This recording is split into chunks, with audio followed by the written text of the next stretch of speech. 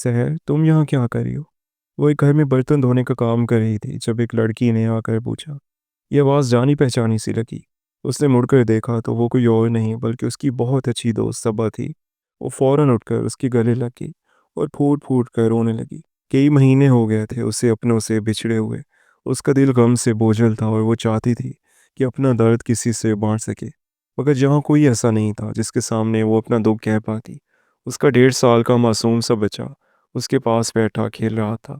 सबा ने उसे गले से लगाया और उसके यूं रोने पर हैरान हुई। वो काफ़ी देर तक सबा से लिपट कर रोती रही और फिर कहा, तुम सब्र करो, पहले मैं ये काम ख़त्म कर लूँ, फिर तुम्हें सब कुछ बताती हूँ। काम ख़त्म करने के बाद वो सबा के पास बैठी और अपना दुख सुनाने लगी। उसने कहा, मेरे शौहर को फौत हुए अभी चंद ही महीने हुए हैं। घर का खर्चा चलाने के लिए मैं यहाँ बर्तन धोने आती हूँ। जो थोड़े बहुत पैसे मिलते हैं उनसे अपने बेटे का दूध और बाकी अखराजात पूरे कर लेती हूँ। यहीं पास ही एक झोंपड़ी है, उसी में रहती हूँ। सबा ये सुनकर चौंक गई, मगर अब क्या हो सकता था। सबा ने उसे तसल्ली दी और कहा, तुम फिक्र ना करो, तुम्हें ये काम करने की ज़रूरत नहीं। तुम ऐसा करो, मेरे साथ चल कर रहो। मेरा घर यहीं साथ ही है और मैं तुम्हारे लिए कोई बेहतर नौकरी का बंदोबस्त करती हूँ।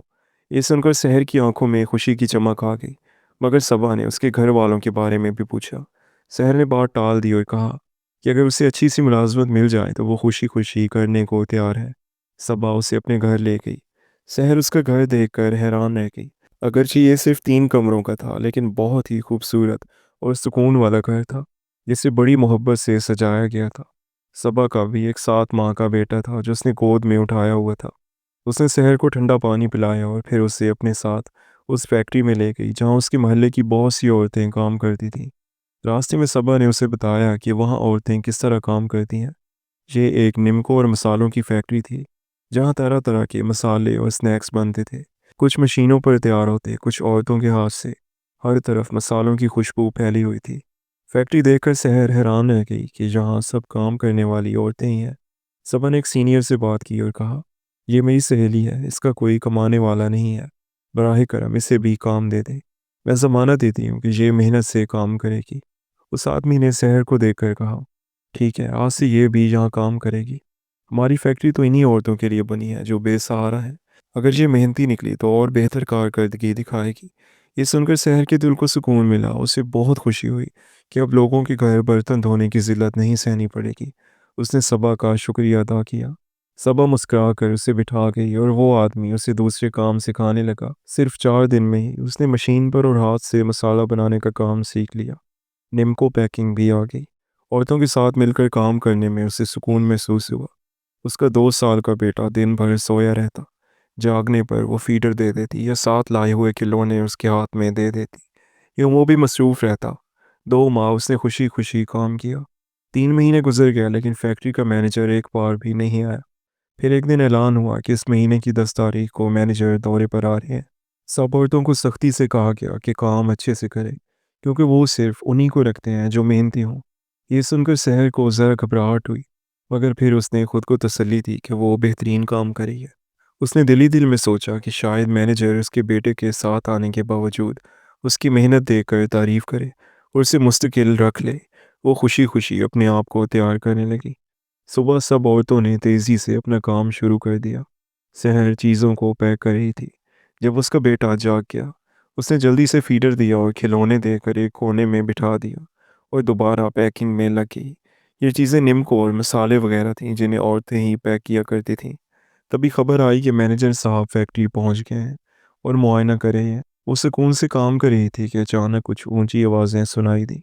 वो घबरा कर जल्दी से उस तरफ गई, क्योंकि आवाज़ उसी तरफ से आ रही थी जहां उसका बच्चा खेल रहा था। उसने देखा कि फैक्ट्री के मैनेजर साहब बड़े गुस्से में कह रहे थे, ये किसका बच्चा है, फ़ौरन उठा लो यहाँ से। हमने साफ मना कर रखा है कि बच्चे वाली औरत यहाँ काम नहीं करेगी। बच्चे काम में रुकावट डालते हैं, चीज़ों को हाथ लगाते हैं और नुकसान कर देते हैं। वो घबरा कर तेज़ी से आगे बढ़ी, झुककर अपने बेटे को गोद में उठाया। वो जैसे ही खड़ी हुई तो उसकी नज़र सामने खड़े मैनेजर पर पड़ी। उसके पैरों तले से ज़मीन निकल गई। उसे लगा जैसे अचानक वो दोबारा माजी में पहुंच गई हो। किस्मत ने एक बार फिर उसका पीछा नहीं छोड़ा।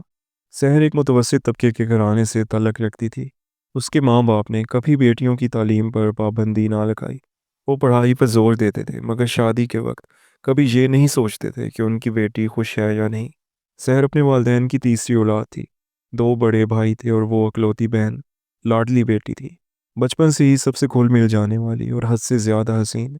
गोल काली आंखें, घनी पलकें। अगर आंखें उठाती तो पलकें अबरू को छू लेती, और अगर झुकाती तो गालों तक आ जाती। ऐसी पलकें शायद ही किसी लड़की की हों।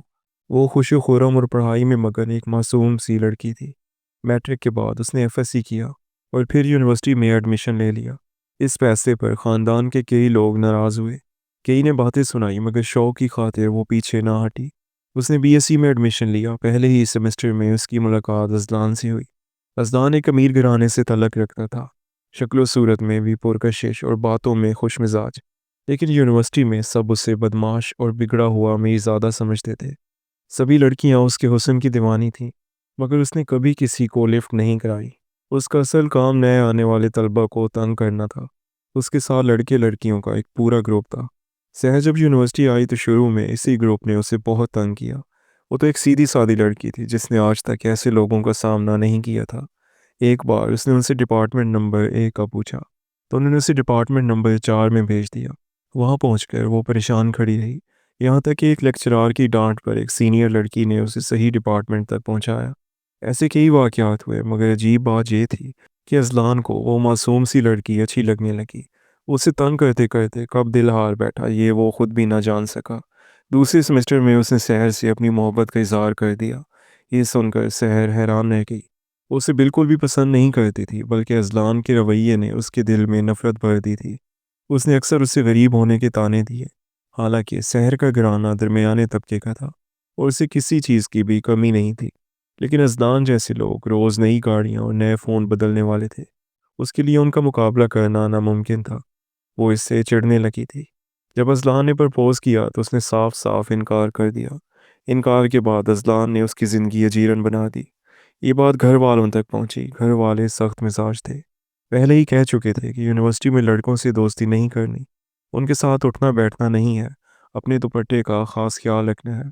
सहर ये सब हिदायत याद रखती और उन पर अमल करती, लेकिन फिर ये नहीं जानती थी कि आगे उसके साथ क्या होने वाला है। खैर, ये खबर जब उसके घर वालों तक पहुंची तो सभी आग बगोला हो गए। बात कुछ यूँ पहुंचाई गई कि सहर एक लड़के को पसंद करती है और वो लड़का भी उसे चाहता है और दोनों जल्द ही शादी करने वाले हैं। बल्कि ये तक कह दिया गया कि अगर सहर के वालिदैन ना माने तो वो भाग कर भी शादी कर लेगी। ये सुनकर वालिदैन ने उसे घर पर बिठा दिया। भाइयों ने हाथ भी उठाया। दूसरी तरफ फजलान उसकी गैर मौजूदगी से बेचैन था। कई दिनों तक वो उसे यूनिवर्सिटी में ना देख पाया। तो उस दिन उसने फैसला किया कि खुद उसके घर जाए। उसने एडमिशन फॉर्म पर लिखा हुआ उसका पता नोट किया और अपने दोस्तों के साथ उसकी गली में जा खड़ा हुआ।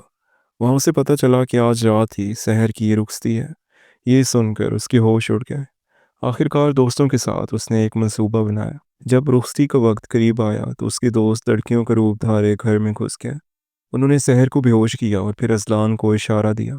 अजलान छत से कूद कर खिड़की तक आया और उसे उठाकर ले गया। शहर को कुछ खबर न थी। वो तो अपने पेरेंट्स से बार बार कहती रही कि उसे शादी ना करें, बल्कि पढ़ने दें, लेकिन किसी ने भी उसकी ना सुनी। उसकी शादी मोहल्ले के एक लड़के से तय की गई थी जो वादा करता था कि वो उसे पढ़ाएगा। इसलिए शहर खुश भी थी, मगर किस्मत को कुछ और ही मंजूर था।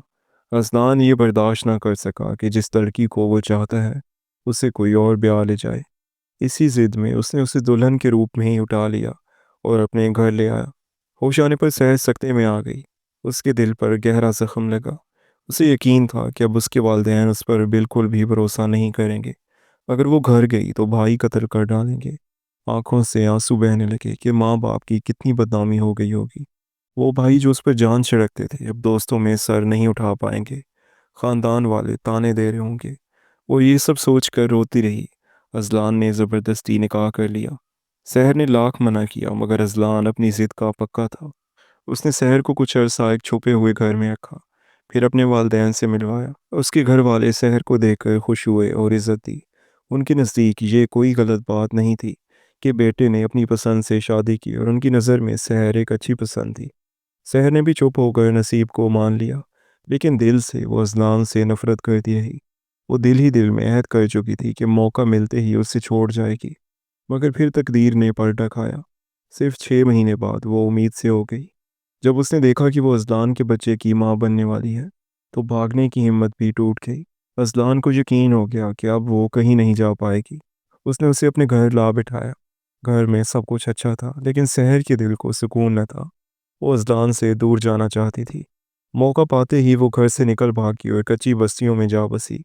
3 महीने बाद एक झोंपड़ी में उसने अपने बच्चे को जन्म दिया। फिर करीबी कॉलोनी के घरों में काम-काज शुरू कर दिया। शहर ने तकरीबन 2 साल तक यही काम किया, लेकिन उसने यहाँ आकर सबको यही बताया था कि उसका शौहर अब इस दुनिया में नहीं है।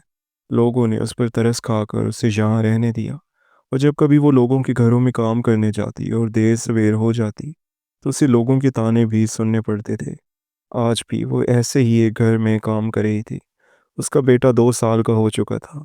इस कॉलोनी के सब लोग और कच्ची आबादी के सब झोंपड़ी वाले यही समझते थे कि उसका शौहर शादी के कुछ माह बाद ही दुनिया से रुखसत हो गया था। और उसके बाद उस लड़की ने बहुत मुश्किल से अपना गुजर बसर किया। उसका कोई आगे पीछे नहीं था, माँ बाप ही नहीं थे, इसी वजह से अकेली ज़िंदगी गुजारने पर मजबूर थी। उस दिन भी वो एक बड़े घर में काम करने में मसरूफ़ थी कि अचानक उसे अपनी एक पुरानी दोस्त सबा मिली। सबा उसे अपने साथ अपने घर ले आई और फिर उसके लिए एक पैकिंग फैक्ट्री में काम दिलवा दिया, जहाँ वो अपने बेटे को साथ लाती थी और बहुत मेहनत से काम करती थी। आज मैनेजर जो दौरे पर आया हुआ था उसके बेटे को देखकर शोर मचाने लगा, तो शहर ने फ़ौरन जाकर अपने बेटे को उठा लिया। और जैसे ही ऊपर देखा तो वो हैरान रह गई। उसके कदमों तले ज़मीन निकल गई थी। ये तो वही शख्स था, उसका शौहर अज़लान। 2 साल बाद वो उसके सामने खड़ा था और शहर को लगा कि वो जैसे वहीं वापस आ गई है, जहाँ से सब कुछ शुरू हुआ था। अज़लान भी उसे देखकर चौंक गया था। उसकी आंखें खुली की खुली रह गईं। शहर का दिल चाहा कि वो यहाँ से भाग जाए, या फिर ज़मीन फटकर उसे निगल ले, या आसमान से कोई आफत टूट पड़े। लेकिन ये सब कुछ मुमकिन नहीं था। उसे लगा जैसे अज़लान अभी उस पर हाथ उठाएगा और उसे बुरा भला कहेगा और फिर से कैद कर लेगा। लेकिन अगले ही लम्हे वो हैरत में डूब गई जब अज़लान उसके सामने घुटने टेक कर रोने लगा। तुम कहाँ चली गई थी सहर? मैंने तुम्हें कहाँ कहाँ नहीं ढूंढा। तुम जानती हो मेरी ज़िंदगी की हर सांस तुम्हारे नाम पर चलती थी। तुम ही वो हस्ती थी जिसे मैं कभी खोना नहीं चाहता था। लेकिन तुम मुझे छोड़कर चली गई। ये मेरे लिए सज़ा से कम नहीं था। मैंने ये वक्त कैसे गुजारा है तुम सोच भी नहीं सकती। जब मैं तुम्हें ढूंढ ढूंढ कर थक गया, तो मैंने बेवाओं और बेसहारा औरतों के लिए ट्रस्ट और फैक्ट्रियाँ कायम की, ताकि वो रोज़गार हासिल कर सकें। जब वो औरतें मुझे दुआएं देती तो मुझे लगता कि इन्हीं दुआओं के सदक़े एक दिन तुम ज़रूर मिल जाओगी। मैंने अल्लाह ताला से हमेशा तुम्हें मांगा। कौन सा दिन था और कौन सा लम्हा था जब मैंने तुम्हें नहीं मांगा? सहर, मैंने बहुत गलतियाँ की, बहुत बदतमीज़ियाँ की। मुझे बाद में एहसास हुआ कि काश मैं ऐसा ना करता। काश मैं तुम्हें अपने वालिदैन से जुदा ना करता और तुम्हें अपनी दुनिया में कैद ना करता, तो आज तुम मेरे साथ होती। ये कहते कहते अज़लान ज़ारो कतार रोने लगा। ये बच्चा, ये मेरा है ना? तुम्हें अंदाज़ा नहीं कि मैंने इसकी दुनिया में आने के लिए कितना इंतज़ार किया था। रोते रोते वो सब कुछ भूल गया कि कहाँ है और क्या हो रहा है। ये सब देखकर सहर की आंखों से भी आंसू बहने लगे। उसे एहसास था कि पिछले 2 साल उसने जिस तरह गुजारे, वो बहुत बड़ी गलती थी। उसने तो बस एक दिन अपने घर से भागकर किसी बस में बैठकर किराया दिया और किसी अजनबी सड़क पर उतर गई थी। फिर वो कच्ची आबादी में आकर रहने लगी। उसे क्या खबर थी कि उसका एक कदम उसकी पूरी ज़िंदगी को तबाह कर देगा। वो भी घुटनों के बल बैठ के रोते हुए कहने लगी, मुझे आपसे नफ़रत हो गई थी कि आपने मुझे मेरे घर वालों से दूर कर दिया। न जाने मेरे वालिदैन के साथ क्या हुआ होगा। न जाने उन्हें कितनी बातें सुननी पड़ी होंगी। इसी नफ़रत के बायस मैंने आपको सज़ा देने के लिए घर छोड़ दिया। लेकिन फिर वापस आना मेरे लिए नामुमकिन हो गया। मुझे नहीं मालूम था कि आप कहाँ रहते हैं और आपका घर किस नाम से है। इसीलिए मजबूरन मुझे यहाँ रहना पड़ा। ये 2 साल मैंने किस तरह गुजारे हैं आप सोच भी नहीं सकते। अपने बेटे को संभाल कर और काम करके मुझे खुशी थी कि शायद मेरी ज़िंदगी आसान हो जाएगी। मगर हकीकत ये थी कि अल्लाह ताला ने जो भी करना था, वो बेहतर ही करना था। उसने मुझे दोबारा आपसे मिला दिया। हाँ, ये आपका ही बेटा है। ये कहकर उसने अपने बेटे को सीने से लगा लिया। कंपनी के तमाम मुलाजमीन ये सब देख रहे थे। सब लोगों की आंखों में आंसू आ गए। अज़दान ने आगे बढ़कर शहर को गले से लगाया, तो पूरा हाल तालियों से गूंज उठा। फिर उसे अपनी गाड़ी में बिठाकर सबसे पहले उसके लिए कपड़े खरीदे। उसे ब्यूटी पार्लर ले गया, बच्चे के लिए भी कपड़े खरीदे और फिर उन्हें अपने घर ले आया। अज़दान ने सबसे पहला काम ये किया कि शहर को उसके मैके ले गया।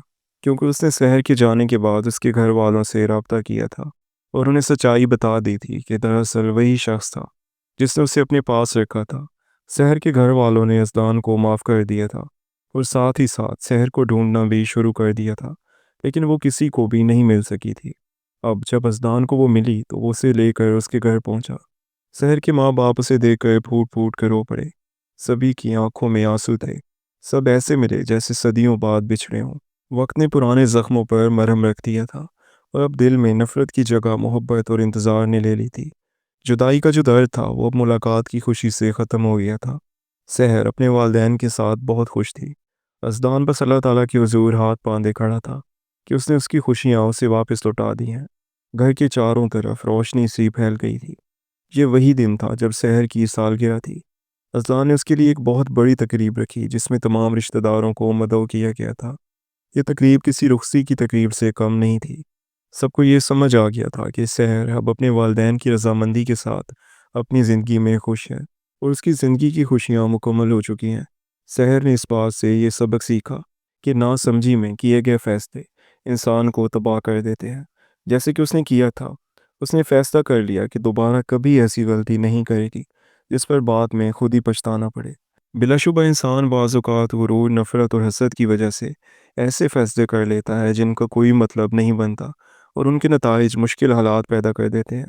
फिर इंसान चाहता है कि हालात वैसे हो जाएं जैसे पहले थे, मगर ऐसा मुमकिन नहीं होता और सारी ज़िंदगी पछतावे का बोझ उठाना पड़ता है। इसलिए ऐसे फैसलों से बचना चाहिए ताकि पछतावे का दुख ना सहना पड़े। आपको आज की हमारी ये स्टोरी कैसी लगी कमेंट सेक्शन में लाजमी बताएं, और अगर स्टोरी अच्छी लगी हो तो वीडियो को लाइक ज़रूर करें। चैनल पर नया है तो हमारे इस चैनल को सब्सक्राइब कर दें। मिलते हैं एक नई और इंटरेस्टिंग स्टोरी के साथ, तब तक के लिए अल्लाह हाफ़िज़।